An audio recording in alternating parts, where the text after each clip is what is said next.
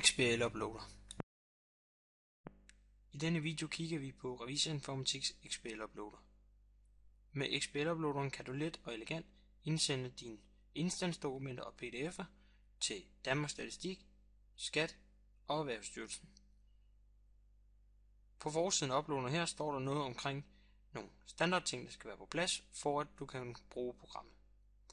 Dernæst vælger man, hvilken mappe programmet skal hente instansfiler og pdf'er fra, og så skal du fortælle programmet, hvor den skal smide instansfiler og pdf-filer hen, når den er færdig med at uploade.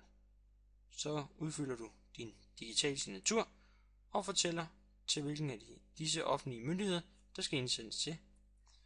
Du kan, hvis du er i tvivl om, du har udfyldt din instansdokument korrekt, indsende til en testserver, og ellers indsender du bare til live-serveren, så du kan få afleveret dit regnskab, skatteopgørelse eller oplysninger i øvrigt til Danmarks Statistik. Der er kun tilbage nu at trykke næste og vælge de filer, der skal indsendes, og så sender programmet det automatisk ind til de relevante myndigheder.